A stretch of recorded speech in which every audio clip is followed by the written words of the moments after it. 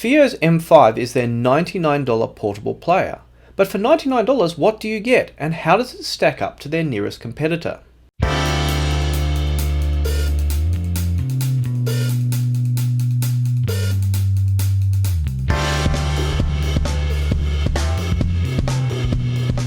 So here we are now with the user interface, and so I've got the Shanling M0 running as well, so we can check that out in comparison. And it goes off pretty quick unless you have a lock screen you can switch on and off as required.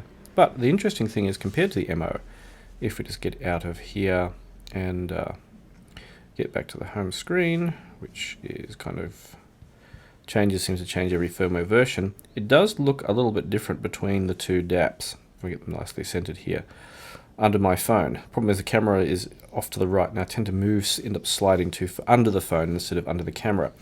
Now, some similarities, of course, you have now playing. You can browse files, but My Music is the equivalent to looking at, categories. So other than that, folders, we saw that back there. Browsing files. Playback, these settings that are in the Shanling M0 are under normal settings in the M5, and that's because the M5 has Bluetooth receiver settings at the front, and it has a recording mode, which the M0 doesn't have, and it has a step counter, which again the M0 doesn't have. So when we go into system in the M0, we get a variety of things, but when we go into system in the M5, we get the play settings, the system settings, and the only other options are update media and Bluetooth transmitter. But the system settings are kind of fairly similar. I'll just run through them quickly. Brightness, screen timeout, we can set up to 120 seconds as required. Idle standby, you probably, before it goes into standby mode, how many minutes. And we have sleep mode, of course, we can go up to 2 hours, which is common on most apps. USB storage, as usual, you can actually access the storage or use it as a DAC.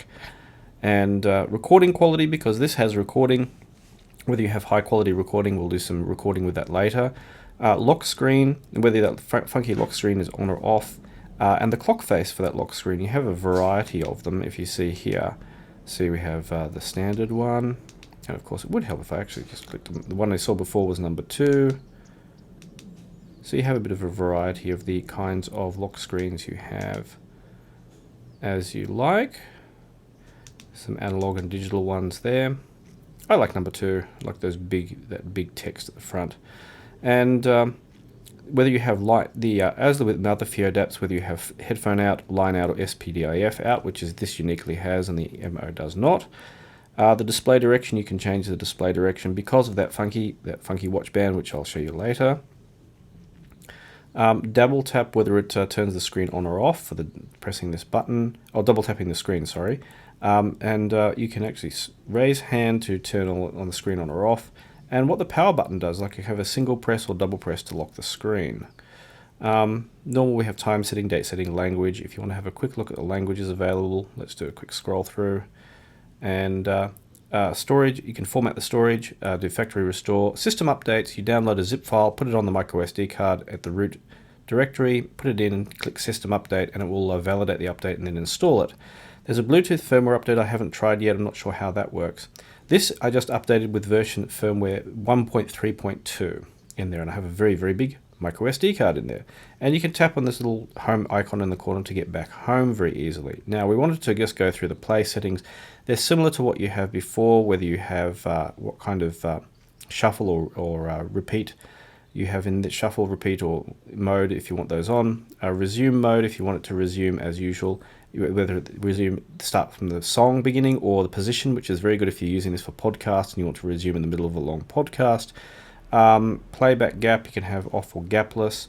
Maximum volume, you can set that especially if you're giving this to a child, although you can't lock it. Fixed volume setting if you want fixed volume output for the line out. Balance, of course. Equalizer, you just have some basic presets. Play through folders can be on or off if you wanted to go to the next folder after playing one, which is very handy. And then of course you can update media, which will reread all the tracks that are on the media. That can be set to automatic. And of course the Bluetooth transmitter. Now of course it can be used as a Bluetooth receiver. So recording is fairly straightforward. I'll do that later. You just can. There's a microphone built in here, so you can probably will be able to hear me later speaking. and you'll hear the sound of my voice through the microphone. And then it will save it as a recording, which you can see somewhere in here. Yes, stop the recording. Yes. And then it saves it as 1, 2, 3, and you can download those off the card. They're in the root directory under recordings. The step counter was not particularly exciting. What happens is it's not as intelligent, of course, as an Apple Watch. I mean, if I got in the car, you know, I could walk along and it would count the steps, but even in the car, as the car was moving around, it would start counting steps. As you can see, it's doing that there, just with the car just shaking around, even though I'm not walking anywhere. It just detects basic movement, which is kind of, well, simple, as you'd expect. Nothing particularly exciting, but, you know, it might be good for if you're out there, you know, taking a walk while listening to music. The interesting thing, of course, as we saw, was the case doesn't have a headphone port. It doesn't have a headphone jack, so it assumes you're going to use no headphone port. It assumes you're going to use Bluetooth headphones, which is, I guess, what it's intended for. Of course, categories is what you have in music, and you have the usual selection with nothing particularly, no album art. You're not going to get that on such a small screen, except when it's doing playback. But you have at least playlists. You can create a playlist, and you can add, when you're playing a song, you can actually go and if you're in the middle of playing a song, you can hit this middle icon and you can add it to a playlist very easily, or you can favorite it as necessary and change the shuffle mode. So as things go, and you get at least the album art, which is funky. So it doesn't have a very, and you can see if I swipe too far from the left on the screen, it doesn't move, or it does move, and sometimes I have to swipe from just a tiny bit inside to get best results. So it's a little bit fiddly. And that's basically the user interface of the M5, and which isn't radically different, but somewhat different due to the new features of the M0. So as sound goes, the M5 did pretty basically decently. I mean, it powered kind of generally portable stuff pretty well. I even powered these very expensive $2,000 Sony IR-Z1Rs, which I've got in for a review. I used it mostly with things like Campfire Audio's Cascade, which is a kind of transportable, portable pair of, well, high quality headphones, and it was with either of those, it was easy to make out whether the how the sound quality was. Now, it doesn't have a lot of power, so you're not going to be blasting insensitive headphones to ear splitting levels. It's just not going to happen. We found that even with FiiO's M9, it just hit a wall if you use anything like planers.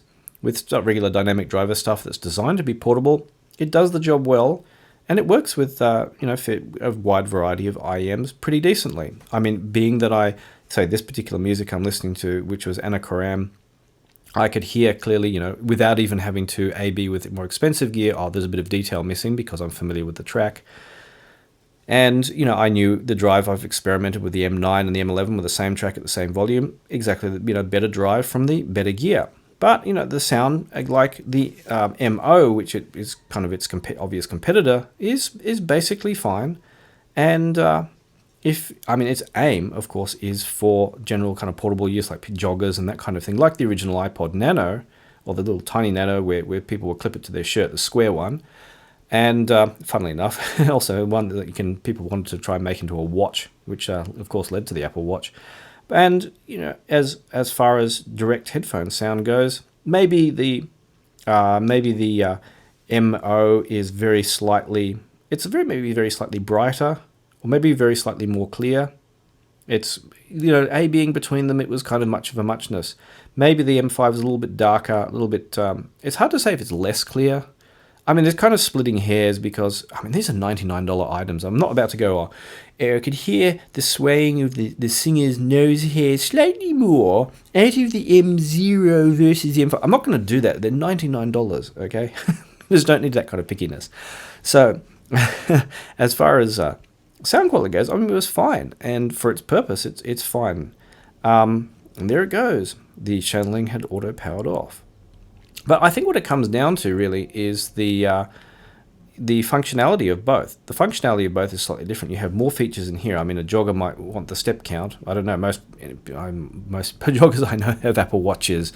You might want the coax out. You might want to use a little transport. I mean, they do USB out. You can use USB out,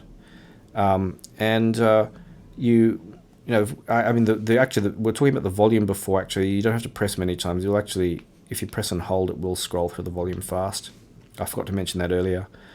This, of course, you have the volume wheel, and you can actually scroll on the screen. You know, there are little fine differences in that. This has the home button hiding kind of up in the corner, which should get me home on a good day with the wind blowing in the right direction. Always when I try and do anything on this, on either of these DAPs, it does exactly the opposite of what I wanted.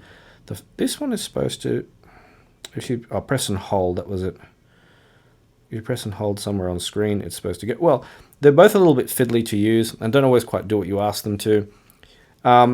Between them, the only thing that's different, they both come with a clip case, so you can clip them onto your shirt and use them for while you're jogging or at the gym. I mean, the sound quality too, you're not going to notice a difference if you're using Bluetooth headphones. Your sound quality will be dependent on the headphones. And as long as it has at least AAC or aptX, the sound quality will be fine. You don't have to worry about aptX HD or LDAC, even though they may have them. The sound quality, you won't notice a difference if you're using regular, $100 to $300 Bluetooth headphones. Or anything cheaper, of course, is not going to happen. So yeah, it's a nice little unit. I like it. I like it, the layout slightly better than the MO for reasons, this clip, the internal rubber ring fell off that, for example. I prefer the push-in, directly accessible push-in slot, even though there's a chance dirt may get in there more readily. With the rubber case, and this is going to have to, you can slip it in here and use it on your wrist with Bluetooth headphones. It's a fairly generic and basic thing, but it does the job. I mean, for $99, it's a music player. And I think it succeeds admirably in being that. And it was comfortable enough having this on my wrist, the big rubber thing on my wrist, although it's, of course, bulky.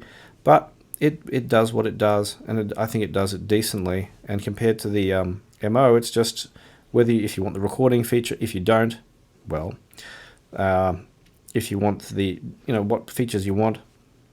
If you want the side volume wheel is a big deal to you, you have that. That's what it comes down to, is just maybe it's a slightly different take on the portable, the $99 portable, and it's aiming to be competitive by having a greater series of features. So that's kind of the M5, and I hope you enjoyed my talk about it. If you have any questions, comments, I'll give it a thumbs up if you liked my video, and if you do have a comment, including constructive criticism, did I miss something, there's something I should have tested or should have done, let me know. Also, I have to thank everyone who has supported making these videos, the people whose names you see on screen, many more, and including MASS-Kobo for lending me a professional grade microphone for this, which is probably why my voice sounds a lot clearer than usual. And those people made these videos happen. And if you'd like to see my videos in advance, get my advice for purchasing decisions, get my early impressions on gear, and even kind of influence what gear I do review, do consider becoming a supporter. It's like buying me a coffee once in a while, and it helps me make these videos. Many people did that. I'll be able to make many more videos, do a great deal more stuff, and everyone kind of benefits. So consider joining up for that. Otherwise, thanks once again for watching, and I'll see you online.